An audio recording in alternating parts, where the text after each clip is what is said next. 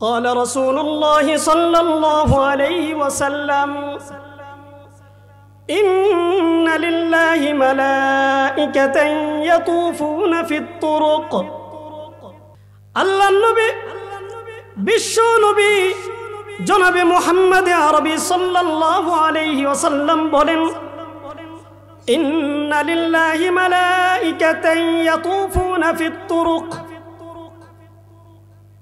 আল্লাহর হাবিব বলেন আল্লাহ পাক রব্বুল আলামিনের একদল ফেরেশতা আছেন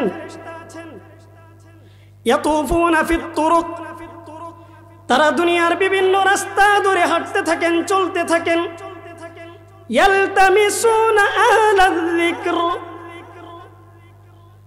আল্লাহর তৈরি ফেরেশতারা দুনিয়ার বিভিন্ন রাস্তা ধরে হাঁটেন আর তারা তালাশ করতে থাকেন ইয়ালতামিসুনা আহলায যিকর আল্লাহ পাক রব্বুল আলামিনের জিকির কোথায় হচ্ছে আল্লাহর প্রিয় বান্দারা আল্লাহ পাকের হুকুম পালন করার জন্য এই দ্বীনের কথা শোনার জন্য কুরআন সুন্নাহর কথা শোনার জন্য আল্লাহর প্রিয় বান্দাগুলো কোথায় মজলিস কায়েম করেছে কোথায় বসেছে আল্লাহ পাকের একদল ফেরেশতা তালাশ করতে থাকেন খুঁজতে থাকেন فإذا وجدوا قوما يذكرون الله আল্লাহর হাবিব বলেন فإذا وجدوا قوما يذكرون الله ফেরেশতারা যখন ওই কওমকে পেয়ে যায় যারা আল্লাহর দ্বীনের আলোচনা শোনার জন্য মজলিস কায়েম করেছে মজলিসে বসেছে তানাদাউ হালুম্মু ইলা হাজাতিকুম তখন এক রাস্তার ফেরেশতারা আরেক রাস্তার ফেরেশতাদেরকে ডাকতে থাকে তানাদাউ হালুম্মু ইলা হাজাতিকুম এখানে আসো আসো ওই যে দেখো আমরা যেই লোকদেরকে খুঁজতেছিলাম এদেরকে পাওয়া গেছে পশ্চিম ঢাকের কান্দা যে মাহফিল হচ্ছে এই মাহফিলের মধ্যে এদেরকে কি করছে পাওয়া গেছে তো ফেরেশতারা এরকম ভাবে বেষ্টনী করে এই মজলিসকে ঘিরে নেয় বলেন সুবহানাল্লাহ আমরা যেই মজলিসে বসছি ফেরেশতারা এই মজলিসকে চতুর্দিক থেকে কি করছেন ঘিরে নিয়েছেন বলেন তো দেখি ফেরেশতাদের মজলিসের মধ্যে যারা আসতে পারছে ফেরেশতাদের বেষ্টনীর মধ্যে যারা আসতে পারছে এরা সৌভাগ্যবান নাকি দুর্ভাগা সৌভাগ্যবান ঠিক কি ঠিক না কথা বলেন কি বুড়া হইছেন এখন কি আর কথা বের হয় না নাকি হ্যাঁ দ্বীনের খাতিরে ইসলামী মূল্যবোধকে ভিতরে জাগ্রত করে দ্বীনের চেতনা যদি ভিতরে জাগ্রত করে আমরা ধ্বনি তুলতে পারি তাহলে এই ময়দান কিছুক্ষণের মধ্যেই ভরতে সময় লাগবে না কথা বলেন ঠিক কি ঠিক না আমি সবাইকে নিয়ে একটা তাকবীর দিতে চাই সকলেই বলেন নারায়ে তাকবীর আরো জোরে নারায়ে তাকবীর নারায়ে তাকবীর আল্লাহু আকবারের ধ্বনিতে আমরা জানিয়ে দিতে চাই আজকে এই ছাতিয়ানতলায় যেই মাহফিল আয়োজন করা হয়েছে এটাকে আমরা ব্যর্থতার চাদরে আবৃত হতে দিব না ইনশাআল্লাহ এই মাহফিল যেন পূর্ণাঙ্গ রূপে সফলতা লাভ করে এর জন্য এই মাহফিলকে সফল করার জন্য আমাদের সকলের উপস্থিতি একান্ত কাম্য তো আমি যেহেতু এলাকার সন্তান এলাকার মানুষ আপনারা কম বেশি সবাই আমাকে চিনেন হয়তোবা এলাকার বাইরে থাকার কারণে অনেকে চিনেন না বাকি আমি এলাকারই মানুষ তো এলাকার পোলাপানের কাছ থেকে কথা শুনতে কতটুকু ভালো লাগবে আমি জানি না বাকি আমি যে কথাগুলো বলি বা বলবো এগুলো কোরআন সুন্নাহর আলোকেই বলে থাকি এবং বলবো তো শোনার জন্য রাজি আছি তো ইনশাআল্লাহ তো বলছিলাম এই মজলিসকে চতুর্দিক থেকে ফেরেশতারা এসে বেষ্টন করে নেয় একদল ফেরেশতা যখন আল্লাহর এই কোরআন সুন্নাহর মজলিস কায়েমের এই মজলিসকে পেয়ে যায় এই লোকদেরকে যখন পেয়ে যায় তখন এক রাস্তার ফেরেশতারা আরেক রাস্তার ফেরেশতাদেরকে ডাকতে থাকে তানাদাউ হালুম্মু ইলা হাজাতিকুম আসো আমরা যাদেরকে খুঁজতেছি তাদেরকে পেয়ে গেছি কোথায় পাওয়া গেছে এই পশ্চিম ঢাকেরকান্দা পুকুরপাড় জামে মসজিদের পাশেই তারা মজলিস বসাইছে। বলেন সুবহানাল্লাহ। এক রাস্তার ফেরেশতারা আরেক রাস্তার ফেরেশতাদেরকে ডাকতে থাকে আর বলতে থাকে, ওরে সাতিয়ানতলার মানুষ, এখনো পর্যন্ত যারা এই মজলিসে বসতে পারো নাই, এখনো পর্যন্ত যারা আসতে পারো নাই, এখনো যাদের আসার সৌভাগ্য হয় নাই, যত দ্রুত সময়ের মধ্যে সম্ভব হয় এই দিন কায়েমের মজলিসের মধ্যে চলে আসো, এই দিনই মজলিসের মধ্যে শরীক হয়ে যাও। আল্লাহর ফেরেশতারা জীবনে যাদের কোনো গুনাহ নাই, নিষ্পাপ ফেরেশতারার এই যে বেষ্টনীর মজলিস, এই মজলিসের মধ্যে তুমি বসে নেককার বান্দাদের অন্তর্ভুক্ত তুমি নিজেকে করে নাও, তুমি নিজেকে নেককার বান্দাদের অন্তর্ভুক্ত করে নাও।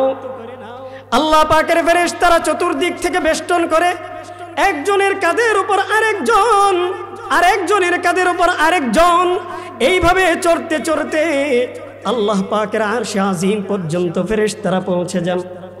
আল্লাহ পাক রব্বুল আলামিন ফেরেশতাদেরকে জিজ্ঞাসা করেন, ওহে আমার ফেরেশতার দল, কি হয়েছে? ফেরেশতারা বলেন, ইয়া রব্বুল আলামিন, আপনি আমাদেরকে পাঠিয়েছিলেন দুনিয়াতে ওই মজলিস খুঁজে বের করার জন্য, যেই মজলিসের মধ্যে দ্বীনের আলোচনা হয়, যেই মজলিসের মধ্যে আপনার কালামুল্লাহর আলোচনা করা হয়, যেই মজলিসের মধ্যে কোরআন সুন্নাহর আলোচনা করা হয়, ওই মজলিসকে খুঁজে বের করার জন্য আপনি আমাদেরকে দুনিয়াতে পাঠিয়েছিলেন।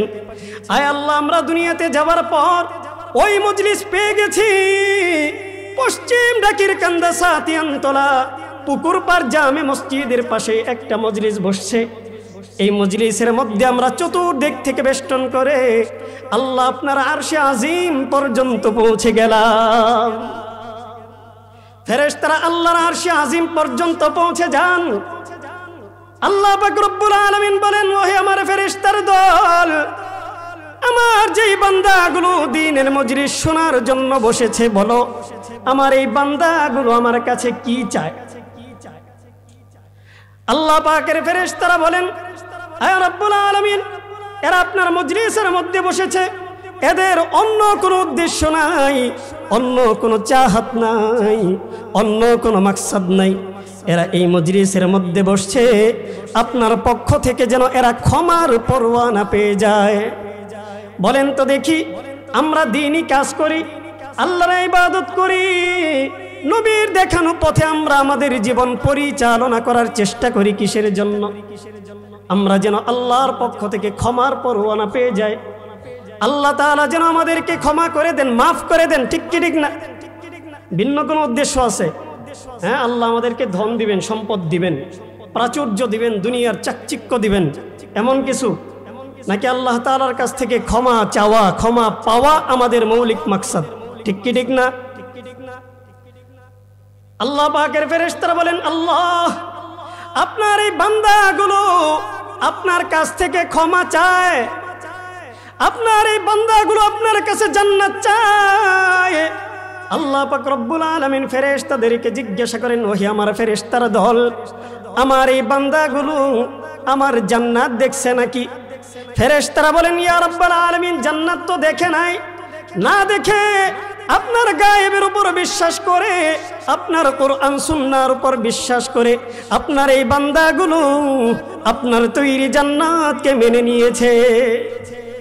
আল্লাহ পাক রব্বুল আলামিন বলেন, ওহে আমার ফেরেশতার দল, আমার এই বান্দাগুলো জান্নাত দেখে নাই, এরপরেও জান্নাত কামনা করে, তাহলে দেখো আমার এই বান্দাগুলো কত সৌভাগ্যের অধিকারী।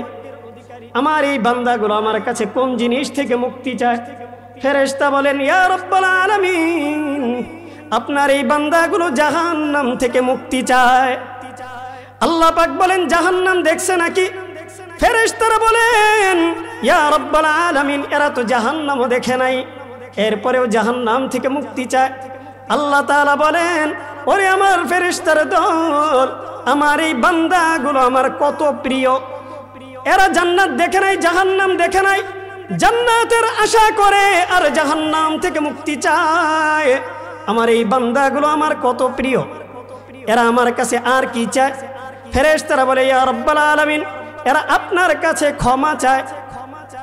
আল্লাহ পাক রব্বুল আলামিন ফেরেশতাদের মজলিসের মধ্যে আমাদের ব্যাপারে ঘোষণা করেন, ইন্নী কদ গফারতু লাকুম আন্নী উশহিদুকুম কদ গফারতু লাকুম। ওই আমার ফেরেশতার দল, তোমরা সাক্ষী থাকো আজকের এই মজলিসের মধ্যে, দিন কায়েমের এই মজলিসের মধ্যে আমার যেই বান্দাগুলো শরীক হয়েছে, আমি তাদের ব্যাপারে ঘোষণা করছি, আন্নী উশহিদুকুম, আমি তোমাদেরকে সাক্ষী রেখে বলতেছি, কদ গফারতু লাকুম, এখানে উপস্থিত সমস্ত বান্দাগুলোকে আমি ক্ষমা করে দিলাম। আল্লাহ তাআলা আমাদের ব্যাপারে ক্ষমার ঘোষণা করে দেন।